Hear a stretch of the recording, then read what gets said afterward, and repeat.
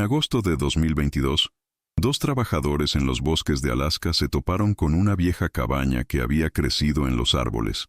No había escalera para alcanzarla. Colgaba 12 pies sobre el suelo. Dentro, en la tenue luz, vieron un esqueleto humano. Estaba sentado apoyado contra la pared, vestido con los restos de la ropa de senderismo. Pero eso no era lo más extraño. La puerta de la cabina estaba abordada desde el interior. Para entender cómo el hombre terminó en esta trampa y por qué no pudo salir, necesitamos regresar 9 años hasta el día en que todo comenzó. La historia comienza en julio de 2013. Patrick O'Hara, de 34 años, un especialista en TI de Vancouver, llega a Ketchikan, Alaska. No fueron unas vacaciones espontáneas. Patrick era un viajero experimentado.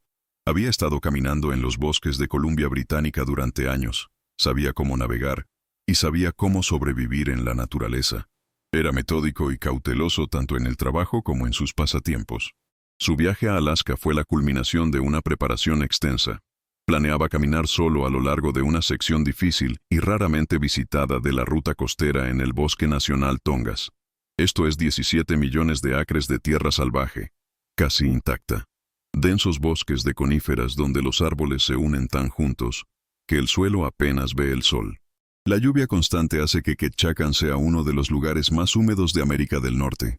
Y niebla, gruesa, repentina, capaz de oscurecer todos los puntos de referencia en cuestión de minutos. Los lugareños llaman a Tongass un bosque al que no le gustan los extraños. Los acoge fácilmente, pero es muy reacio a dejarlos ir. Patrick lo sabía y se preparó en consecuencia. Fue visto por última vez con vida en una turista y una tienda de caza en el puerto. El vendedor, un anciano llamado Gary, luego recordó su conversación con la policía. Según él, Patrick no parecía el turista típico que subestima a Alaska. Sabía exactamente lo que necesitaba. Una marca específica de botes de gas para su estufa, paquetes de alimentos liofilizados calculados durante exactamente 10 días, coincidencias impermeables y una nueva brújula, a pesar de que ya tenía un navegador GPS. Gary dijo que conversaron un poco. Patrick le dijo que su ruta lo llevaría a través de áreas remotas lejos de los senderos populares. Quería ver la naturaleza verdadera. Parecía tranquilo, seguro y a Gary en gran forma. Pagó en efectivo, colgó su mochila sobre su hombro y se fue. Nadie lo volvió a ver. El 12 de julio, Patrick envió un breve mensaje de texto a su hermana en Vancouver. Contenía solo unas pocas palabras. Saliendo al camino. Todo está según el plan. Siguiente contacto en 8 días.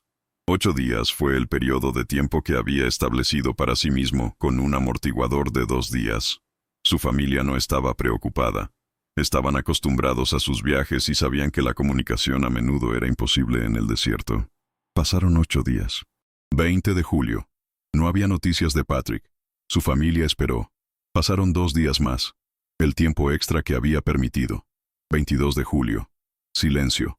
En la mañana del 23 de julio, su hermana llamó a la policía del estado de Alaska e informó que su hermano desapareció.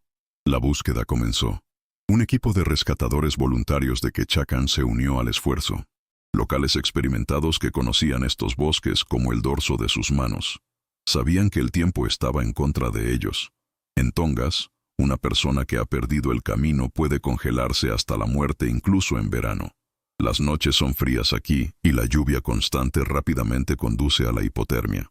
Además, el bosque está lleno de osos, incluidos los grizzlies. Los primeros días de la búsqueda no arrojaron nada. Los rescatistas y la policía peinaron el área donde se suponía que la ruta de Patrick había pasado. Usaron helicópteros, pero gruesos. Las nubes y los árboles altos hicieron imposible ver algo en el suelo. Los equipos terrestres se movieron lentamente.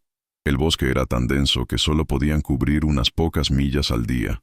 Gritaron su nombre y usaron bengalas, pero la única respuesta fue el silencio, roto por el sonido de la lluvia y las aves.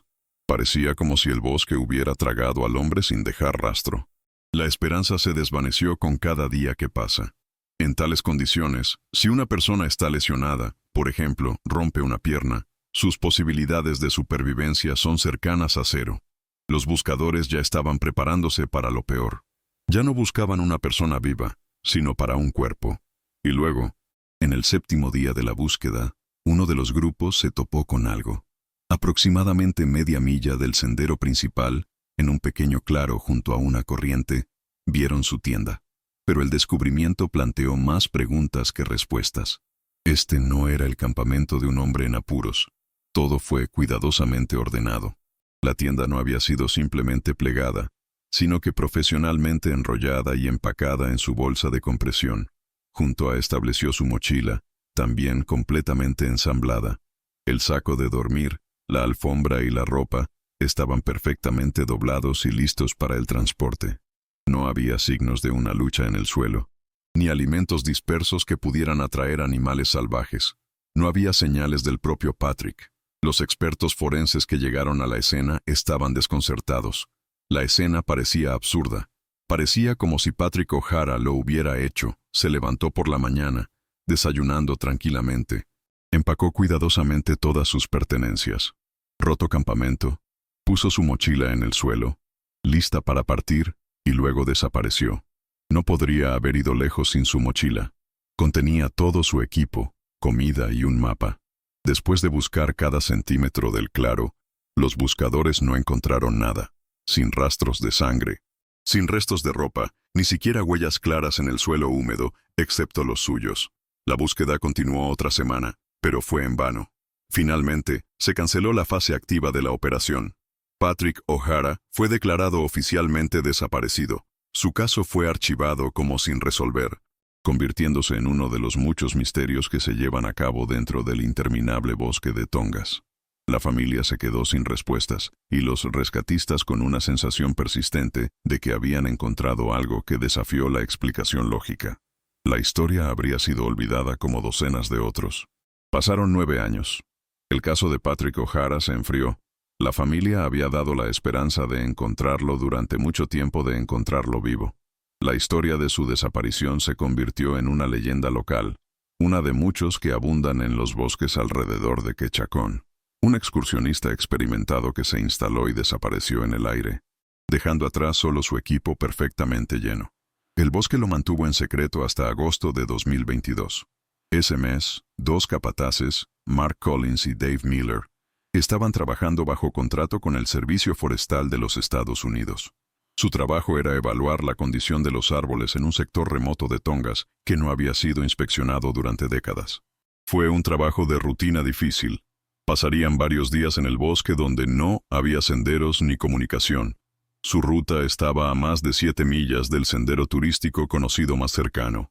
7 mi, mientras el cuervo vuela en el mapa, se convirtió en varios días de viaje a través de la ganancia inesperada. Tierras pantanosas y gruesos puestos de arbustos conocidos como Devil's Club, por sus tallos espinosos. Un día hacia la noche, se abrieron paso a través de un parche particularmente denso de abetos viejos.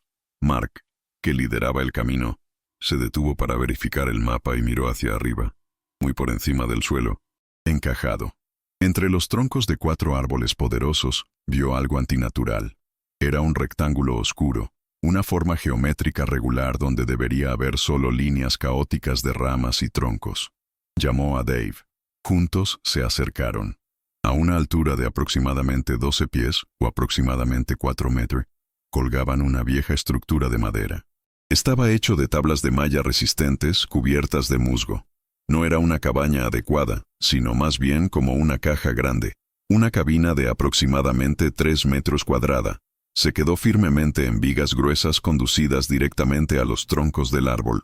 Pero lo más extraño era que no había escalera que la condujera. Sin cuerda, sin madera, nada. Simplemente troncos de piel húmedos suaves y una cabaña colgando en el aire. Los hombres estaban intrigados. A veces se encontraron viejos cazadores o chozas de mineros de oro en estos bosques, pero esta estructura era inusual.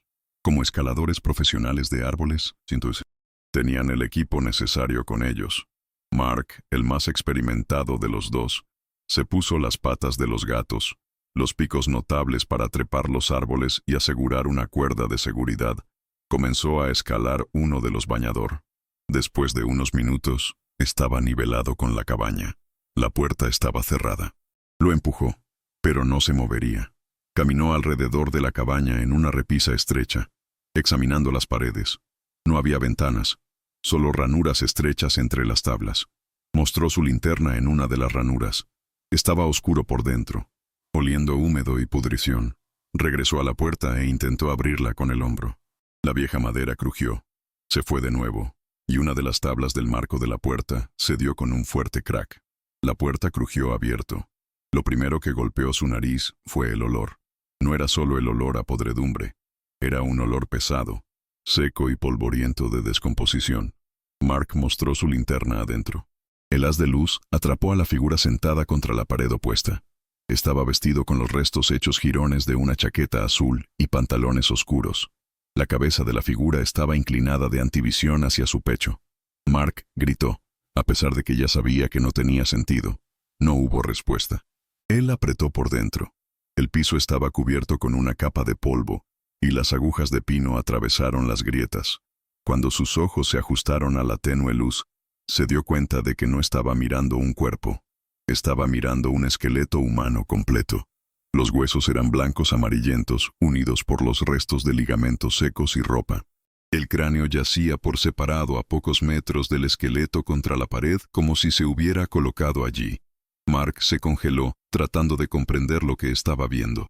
Lentamente barrió el haz de su linterna alrededor de la pequeña habitación.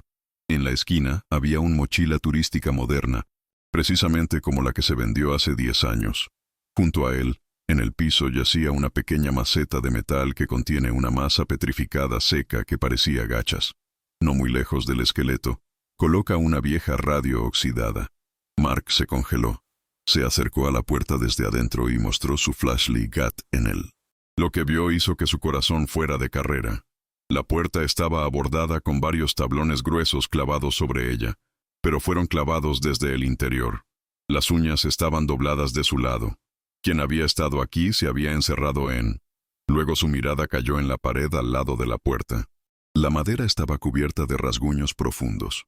Estas no eran marcas de herramientas. Eran ranuras paralelas dejadas por las uñas. Docenas de rasguños agrupados en un lugar hablaron de un intento largo, desesperado de salir. El hombre adentro era consciente. Estaba vivo y estaba aterrorizado. Mark rápidamente salió del taxi. Dave lo estaba esperando a continuación. «Llame a la policía», fue todo lo que pudo decir. Tenían un teléfono satelital con ellos para emergencias. La señal era débil, pero se las arreglaron para contactar al despachador e informar el horrible descubrimiento, dando a sus coordenadas. La llegada del equipo de investigación se convirtió en una operación a gran escala. La policía y los expertos forenses también tuvieron que subir a la cabina utilizando equipos de escalada. Trabajaron lenta y metódicamente documentando cada elemento. En la mochila, que casi no se tocaba por el tiempo, encontraron una tarjeta de identificación que pertenecía a Patrick O'Hara. El misterio de 9 años había sido resuelto de una manera horrible, pero la pregunta principal permaneció sin respuesta. Un examen de la mochila reveló que contenía un suministro casi completo de alimentos liofilizados y un recipiente de gas sin abrir para una estufa. Esto significaba que Patrick no había muerto de hambre. Entonces, ¿de qué murió? ¿Y por qué se clavó por dentro? O aún más extrañamente, si alguien lo encerró, ¿cómo salió esa persona de la cabaña, que fue clavada por dentro? El misterio de la desaparición de Patrick O'Hara fue reemplazado por el aún más complejo y siniestro misterio de su muerte. Los investigadores comenzaban a desentrañar este enredo, y el primer hilo condujo a la historia de la cabina misma. Necesitaban entender quién, cuándo y por qué esta trampa se construyó muy por encima del suelo. Entonces, los investigadores tenían un esqueleto, una identidad y una escena del crimen en sí. La cabaña que cuelga entre los árboles se convirtió en el foco principal de la investigación. Los detectives de la unidad de caso de la Policía Estatal de Alaska comenzaron con los archivos. Desenterraron el viejo servicio forestal mapas. Registros de registro y rangers informan de los últimos 50 años. Pero no se mencionó la cabaña. Era una estructura ilegal, un fantasma que no existía en ningún mapa. Entonces se volvieron hacia la memoria humana. Comenzaron a entrevistar a los veteranos de Ketchikan, los forestales retirados, los cazadores, los pescadores, las personas que habían pasado toda su vida en Tongas, y encontraron información. Varios cazadores de edad avanzada recordaron rumores que habían circulado en los años 80 y 90. En ese momento, La caza furtiva era rampante en el área, principalmente dirigida a los ciervos de Sitka, para evitar la detección de patrullas y esconder a sus presas. Algunos grupos de cazadores furtivos construyeron refugios como estos en las partes más inaccesibles del bosque. El diseño fue ingenioso en su simplicidad. La cabaña fue construida en lo alto de los árboles para que los osos, la principal amenaza para cualquier campamento en estos bosques, no pudiera alcanzarlo. Pero el detalle clave, según los veteranos, era la escalera. Nunca construyeron escaleras permanentes. Por lo general, era una estructura de madera clara o una escalera de cuerda simple que el cazador furtivo se detendría después de escalar. Por la noche o durante las ausencias extendidas, simplemente no había forma de entrar en la cabaña. Fue un escondite perfecto. Esta información explicó cómo Patrick podría haber quedado atrapado.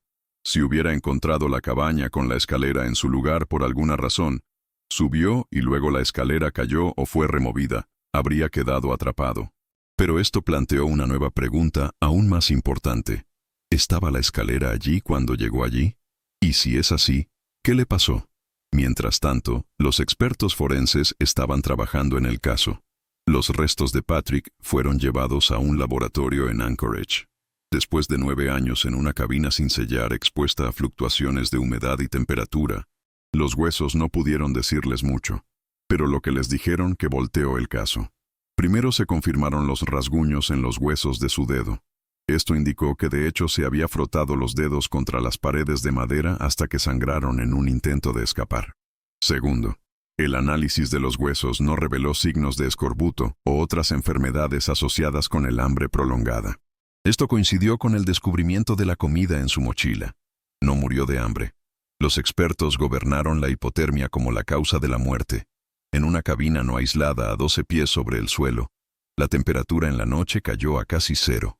Incluso en julio, los fuertes vientos y la humedad constante extraían calor del cuerpo. Sin un saco de dormir, que quedó en su mochila en el campamento abandonado, no tenía ninguna posibilidad de sobrevivir varias noches. Pero eso fue solo una parte de la conclusión. El MAS se hizo un descubrimiento importante durante un examen del cráneo. En la parte posterior del cráneo, en la región parietal, el expert descubrió una línea de fractura delgada. Era una grieta característica de un golpe decisivo con un objeto plano contundente. La lesión se había sufrido poco antes de la muerte. No fue un golpe fatal en sí mismo, pero ciertamente podría haber causado conmoción cerebral, desorientación y pérdida de conciencia. Ahora, los investigadores tenían una nueva variable. Patrick no estaba solo atrapado. Estaba atrapado mientras estaba herido. Este les permitió construir su primera versión coherente de los eventos. Una teoría del trágico accidente. Según esta versión, Patrick dejó su campamento por alguna razón sin tomar su mochila. Tal vez escuchó un ruido y fue a revisarlo. O tal vez decidió hacer un viaje corto sin ningún suministro. De repente, la niebla rodó y se perdió. Deambulando por el bosque, se topó con la cabaña del cazador furtivo. La escalera, dejada allí por alguien hace muchos años, todavía estaba en su lugar. Encantado de haber encontrado refugio, él subió.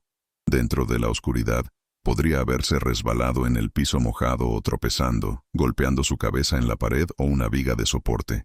Esto explicaría la lesión del cráneo. Con un conmoción y desorientado, podría haber derribado accidentalmente la escalera desvencijada. Luego vino el pánico, la realización de su situación, el frío y una muerte lenta por hipotermia. En cuanto al cráneo que se encuentra por separado, más de 9 años, los animales pequeños como los martins o las ardillas podrían haber entrado en la cabaña a través de grietas y transportado al restos. Esta versión parecía lógica y explicaba casi todo casi. Pero 2 elementos no encajaban en él. El primero fue su campamento.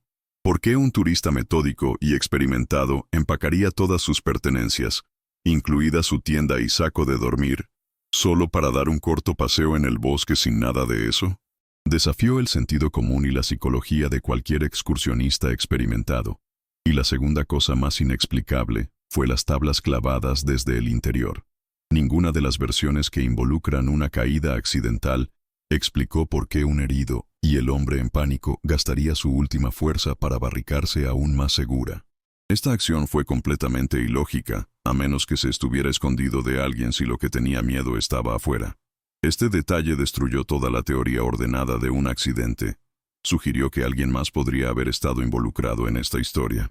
Los investigadores repitieron la escena una y otra vez en sus cabezas.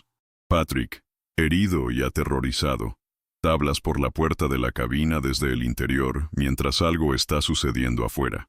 Este pensamiento les hizo mirar el caso desde un ángulo completamente diferente y considerar una versión que envió un escalofrío por sus espinas.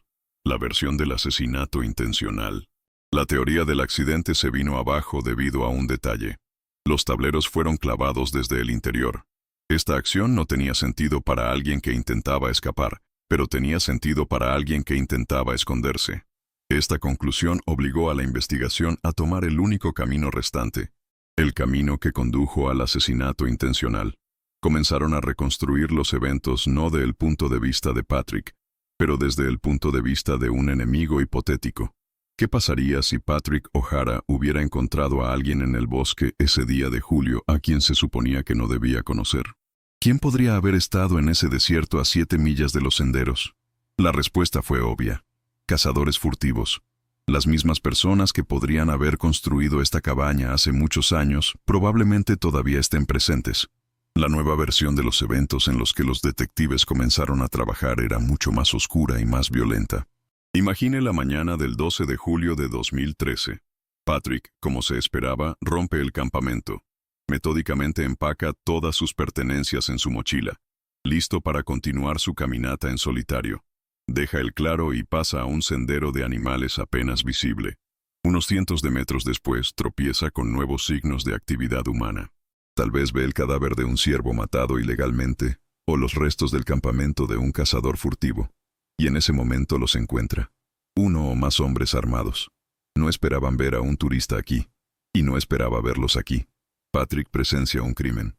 Para los cazadores furtivos, es un desastre. Si deja el bosque e informa su ubicación, perderán todo, sus armas, su equipo, y enfrentarán grandes multas y posiblemente prisión. No pueden dejarlo ir. Se produce un conflicto. Patrick probablemente trata de resolver las cosas pacíficamente, prometiendo mantenerse en silencio, pero no le creen. En algún momento, uno de los cazadores furtivos lo golpea en la parte posterior de la cabeza, posiblemente con el trasero de un rifle. El golpe no lo mata, pero causa una conmoción cerebral y desorientación. Ahora, tienen un testigo herido y asustado en sus manos. Simplemente dispararle es arriesgado. Se podría escuchar el disparo, y una herida de bala es evidencia directa de asesinato. Luego, uno de ellos recuerda el antiguo escondite, la cabaña en los árboles. Es la solución perfecta. Arrastran al semiconsciente de Patrick a través del bosque. Lo llevan a los árboles donde cuelga la cabaña. Lo obligan a subir por la cuerda LADR o arrastrarlo por fuerza. Una vez dentro de la caja estrecha, Patrick puede recuperar la conciencia por un momento. Lo último que ve es la escalera que se elimina a continuación. Luego escucha las voces de sus captores. No se van de inmediato. Tal vez están discutiendo qué hacer a continuación o simplemente esperar. Es en este momento que Patrick hace su fatídico movimiento. Está herido, aterrorizado, y puede escuchar a las personas que solo trataron de matarlo abajo. Él piensa que podrían volver para terminar lo que comenzaron. Dentro de la cabaña, él encuentra algunas tablas y uñas viejas sobrantes de la construcción. En un ajuste de pánico de combustible adrenalina, usando una roca o algún otro objeto pesado como martillo, clava la puerta cerrada desde el interior. Él piensa que está construyendo una fortaleza. En realidad, él está sellando su propia tumba. Los cazadores furtivos de abajo escuchan los golpes. Se dan cuenta de lo que ha hecho, y están satisfechos con eso. Ahora, ni siquiera necesitan protegerlo. Se van, dejándolo atrapado, encerrado por sus propias manos. Saben que no puede salir. Saben que el frío y sus heridas harán el trabajo por ellos. Será una muerte accidental, sin pistas, sin testigos, el crimen perfecto. Esta teoría lo explicó todo. El campamento abandonado se vio obligado a empacar todo para cubrir sus huellas, la lesión en la cabeza y, lo más importante, las tablas en la puerta. Convirtió un acto sin sentido en un trágico intento de autoconservación. Los investigadores estaban casi seguros de que esto era precisamente lo que había sucedido. Pero la teoría es una cosa, y la evidencia es muy renura. Pasaron 9 años. Los detectives comenzaron a revisar todos los informes de caza furtiva en el área de Ketchum para el año 2013. Buscaron nombres, personas que habían sido atrapadas o al menos sospechosas de caza ilegal en ese sector. Entrevistaron a docenas de personas que intentaban encontrar alguna pista, rumor o pista. Pero todo fue en vano. Los cazadores furtivos que operan en un área tan remota no son aficionados. Son profesionales que saben cómo cubrir sus huellas y mantener la boca cerrada. En 9 años, toda evidencia posible en el suelo había desaparecido hace mucho tiempo. No había huellas dactilares, ni casquillas, ni ADN. No había nada más que un esqueleto en una caja de madera y el silencio del bosque. La investigación había llegado a un callejón sin salida. La policía tenía una versión coherente, lógica y aterradora del asesinato, pero ni un solo sospechoso. No había posibilidad de encontrar a los culpables y llevarlos ante la justicia. El caso de Patrick O'Hara se había convertido en una paradoja legal. Oficialmente, la causa de la muerte siguió siendo una declaración seca. Muerte por hipotermia, exacerbado por un trauma de fuerza contundente a la cabeza.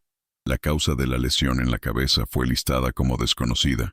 El caso estuvo cerrado por segunda vez, pero ahora con la gran comprensión de que en algún lugar, las personas responsables de esta muerte lenta y dolorosa aún podrían estar vivas. Dejaron a un hombre para morir en una jaula suspendida sobre el suelo y se salieron con la suya. Al final, el caso de Patrick O'Hara golpeó un muro de silencio, y no me siento sin evidencia física, sin testigos y sin sospechosos. La policía no tenía elección más que cerrar el caso nuevamente. Permanece en los archivos del estado de Alaska como uno de los casos más extraños e inquietantes. Un asesinato sin resolver disfrazado de accidente. La cabaña que se había convertido en la prisión y la tumba de Patrick fue cuidadosamente desmantelada y retirada del bosque.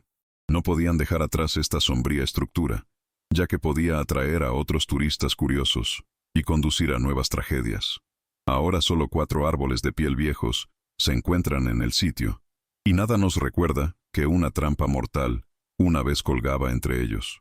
El bosque ha recuperado este lugar. Para la familia O'Hara, 9 años de incertidumbre agonizante han sido reemplazados por una certeza de por vida de que los responsables de la muerte de su hijo han quedado impunes. Recibieron sus restos para el entierro, pero no recibieron justicia. Saben cómo murió Patrick, pero nunca sabrán quién lo golpeó en la cabeza y quitó la escalera, condenándolo a una muerte lenta por frío y desesperación. Esa persona, o esas personas, aún pueden estar viviendo sus vidas como de costumbre. Tal vez también son de Ketchikan. Tal vez compran en las mismas tiendas, se sientan en los mismos bares, y nadie sabe el secreto que llevan.